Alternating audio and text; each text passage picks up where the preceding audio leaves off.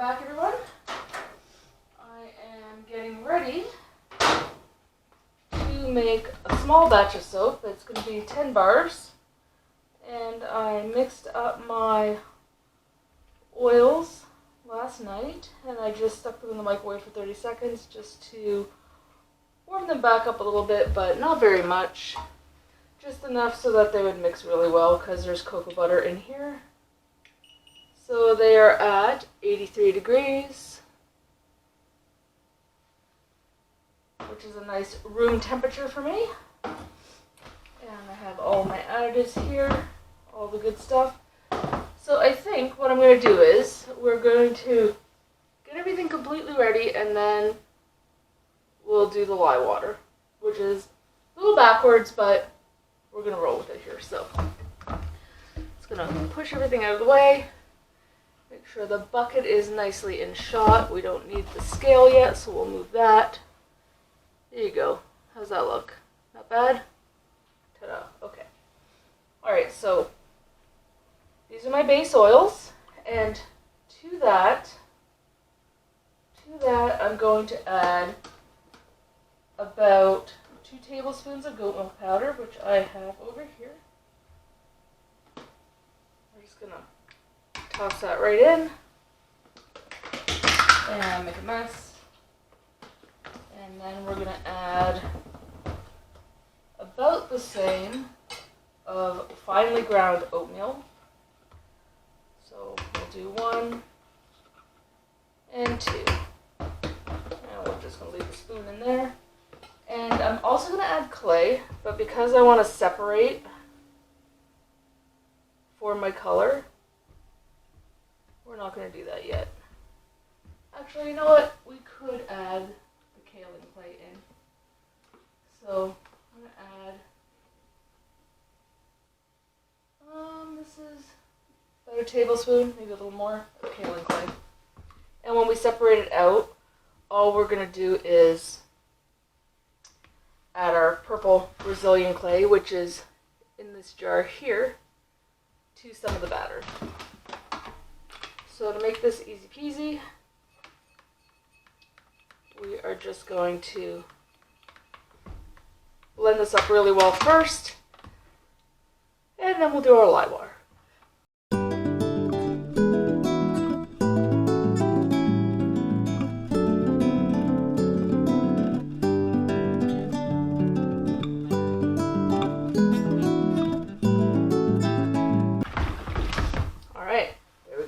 So now I'm going to blow my nose because I always have to blow my nose.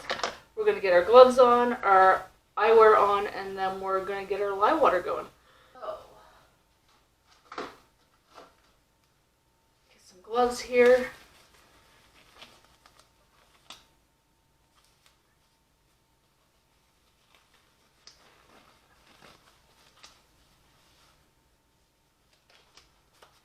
And get a bucket to put our water in.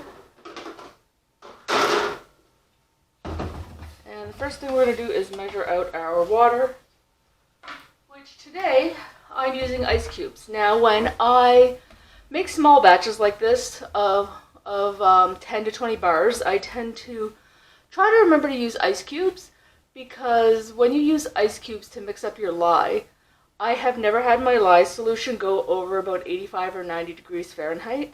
So you can basically get going right away as soon as the lye solution is completely melted. So we are just going to pop that on there, tear it out, and we need, I have my recipe on the wall, we need water of 270 grams.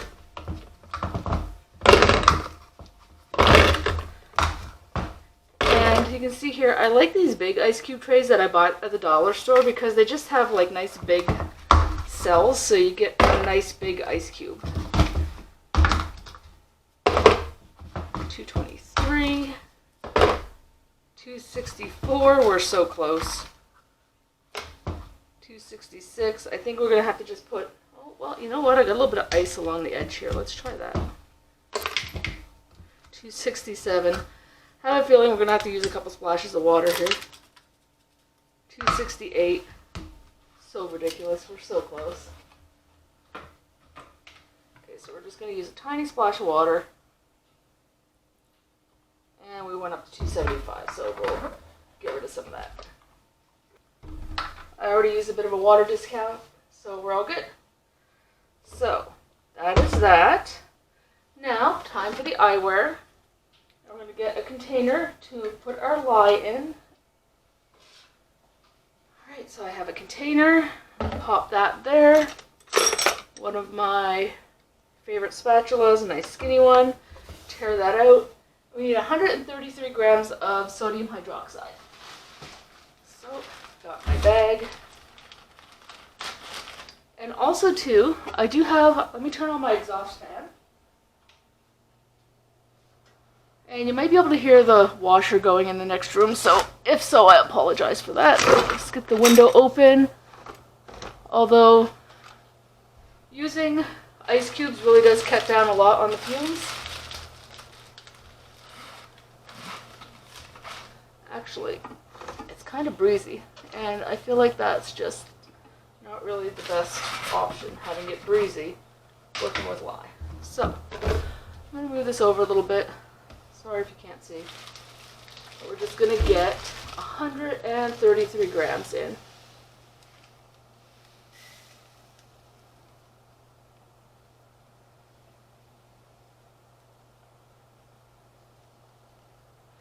And that's just a titch too much.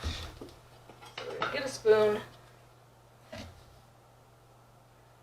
And voila. So I buy my sodium hydroxide in bulk, and then I keep it in a big sealed bin, and then I also separate some out in this jug just to make it easy. Alright, so there's the sodium hydroxide. We no longer need the scale. We'll get that out of the way. And we have our bucket. So, keep the bucket far away from our face. Stand back. Good ventilation. And we're just going to start mixing. So a little bit at a time. And it'll be difficult at first until the ice starts to melt. We're just going to give it a stir with the ice cubes. And let it melt.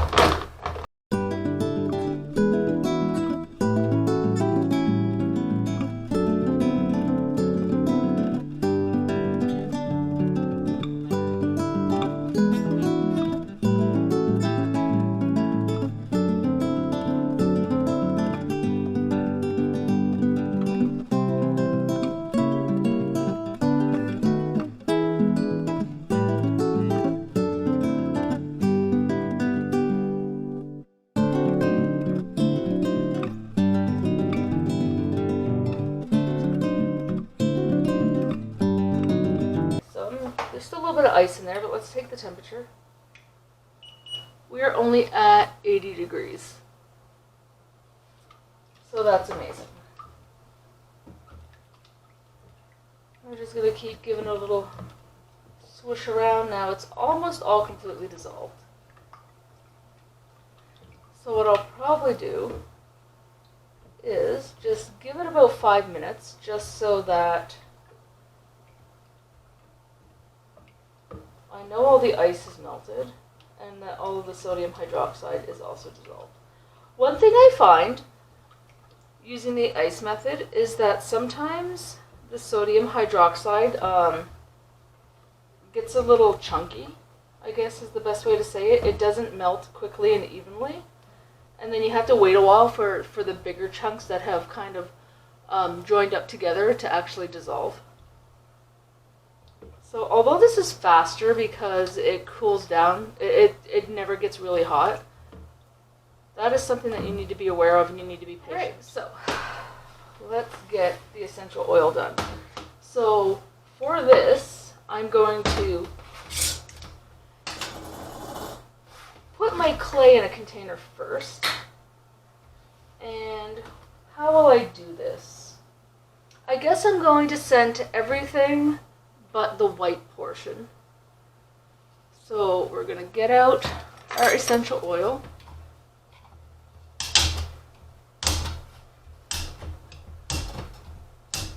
So this recipe is basically going to be 2/3 frankincense, 1/3 orange. So let's get something to measure with. Oh, here's a spoon. So we're going to put about 2 tablespoons. Now I use probably more clay in my recipes than some people, and then less clay than others. So I am a 1 tablespoon per pound, well, that's not true. I'm about a 1 tablespoon per pound person, but I've gone up as high as 4. So this batch is 1,000 grams of oil, so I would use just a little over 2 tablespoons, and I'm probably right around 3 tablespoons for this recipe. So let's turn this back on. Let's get our essential oil going here. Oh, it's got the little pop top inside that I always forget about.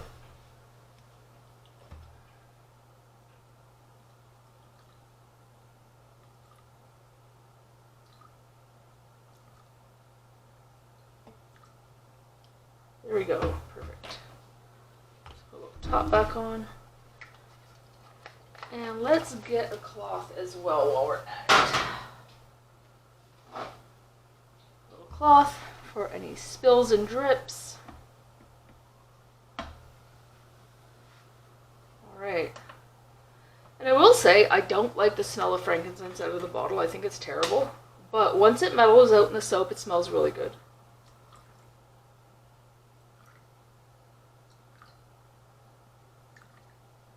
Perfect. And I guess too, the orange oil is quite dark, so it's probably a good idea not to put fragrance in my white part of my soap. So we're going to take that, turn that off, get it out of the way, and maybe we'll just use a spatula or a chopstick. I bought these stainless steel chopsticks on Amazon, and I use them for swirling my soap, but they also make good stir sticks. So we'll just give that a good little stir up.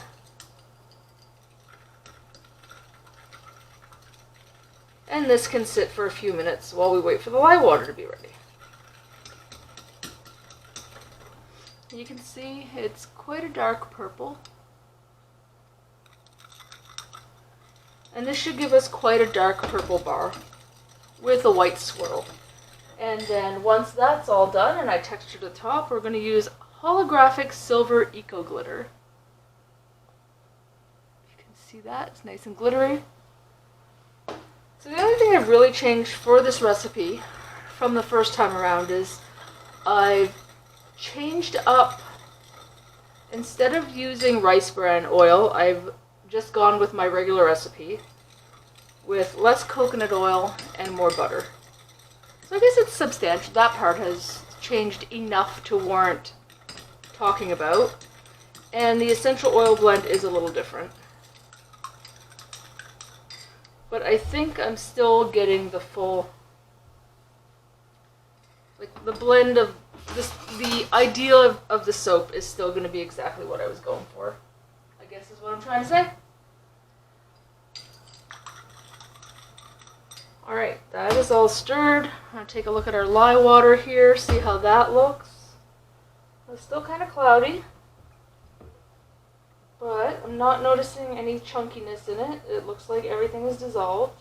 Alright, so we are back, and I've got my mixture for my clay. Just gonna clean that off, and I think we're ready to go. I have my lye solution. We are just going to try not to create a million bubbles. There we go. There we go. So we will just start mixing this on low. Knock out what we can for air bubbles.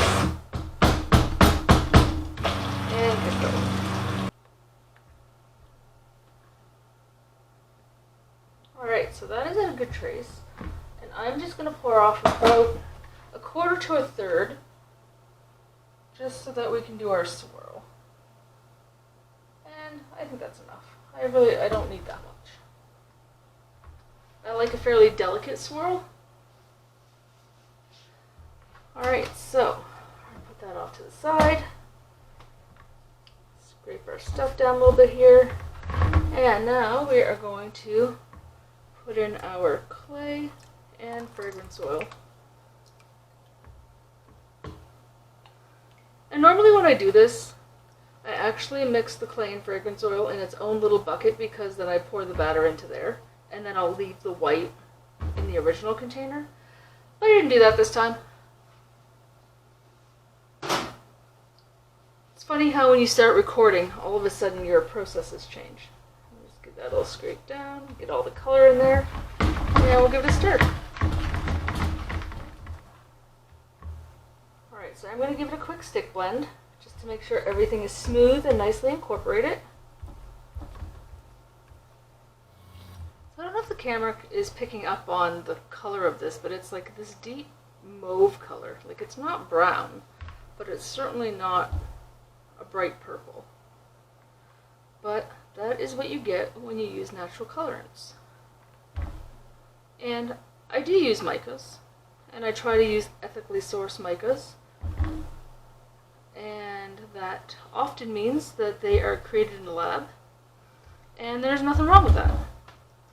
There is nothing wrong with using things that are created or modified in the lab in your soap making. People who use the term all natural kind of bug me, because the word natural is not regulated by any governing body, which means anything can be called natural.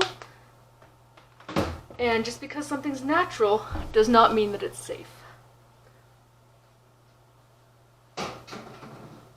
Alright, so we'll get rid of that.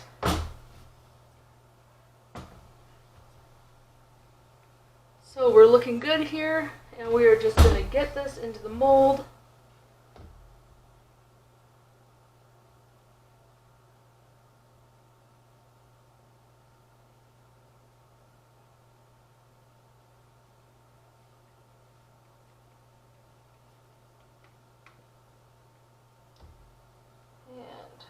Just save a little bit there, and let's give this one a stir. We get a little spatula here. It's still fairly fluid, so we're just gonna go up kind of high, and then we're gonna come down low.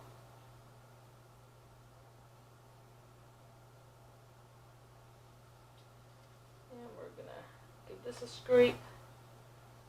We'll get that all in there.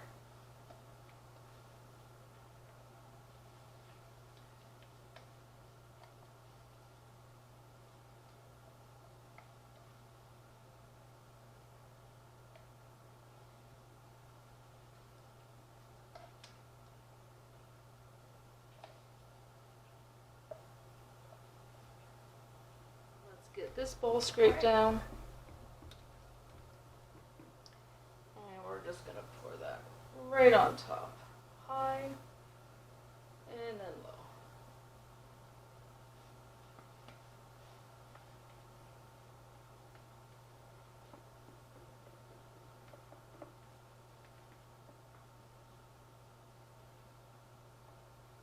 And since this is still pretty fluid, I think I'm going to leave it for a few minutes, and then we'll come back and texture the top,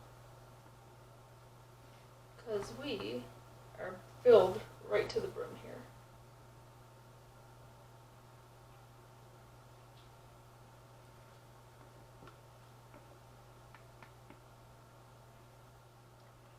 But you don't want to waste any soap.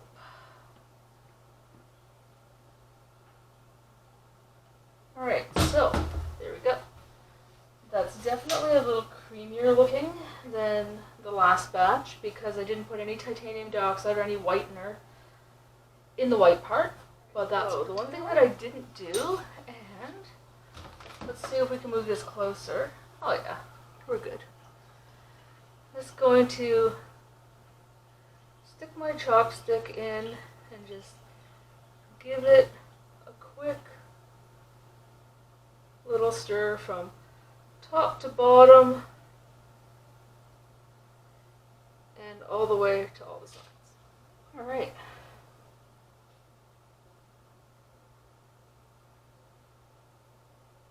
So it's still kind of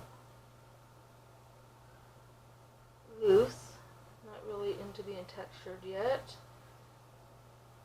And the white doesn't have as much clay, so that makes sense.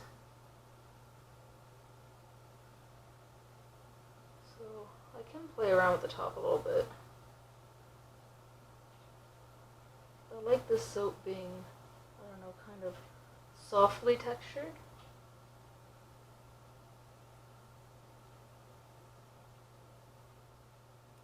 But yeah, the line is definitely not holding.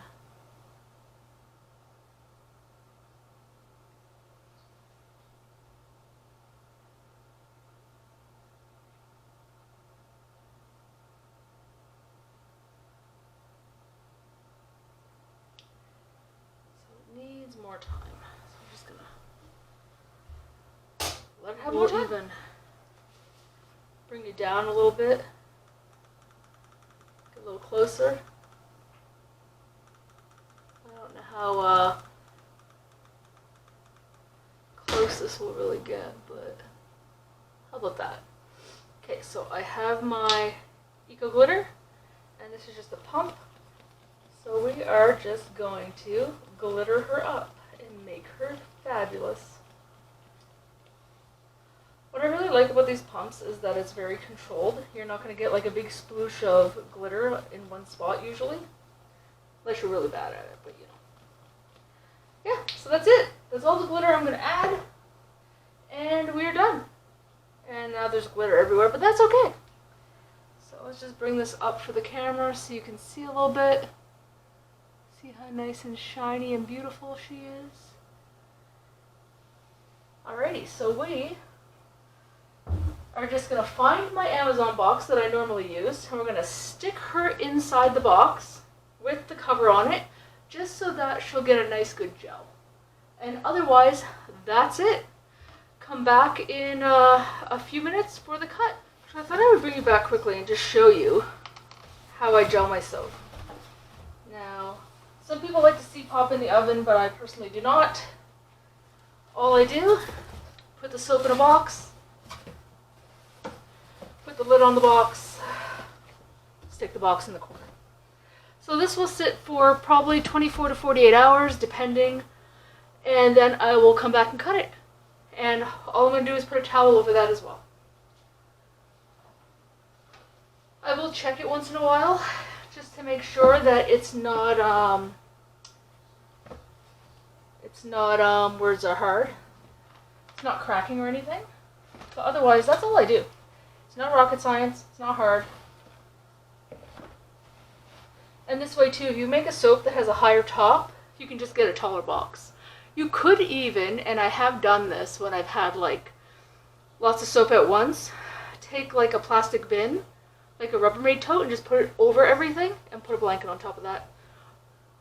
Works really easy peasy, nice and simple. So yeah, thanks for watching. I'll be right back. So this is Goddess of Mystic Beach. I'm just going to put it sideways. And we're just going to nip a tiny bit off each end, just to clean up the edges, or the ends, I guess. And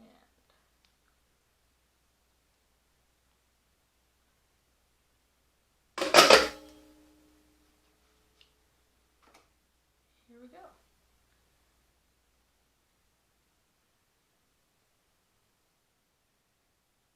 It's got a fairly decent, I wonder if I can move this back a little bit. Can you see those? Yeah, you can see them a little bit.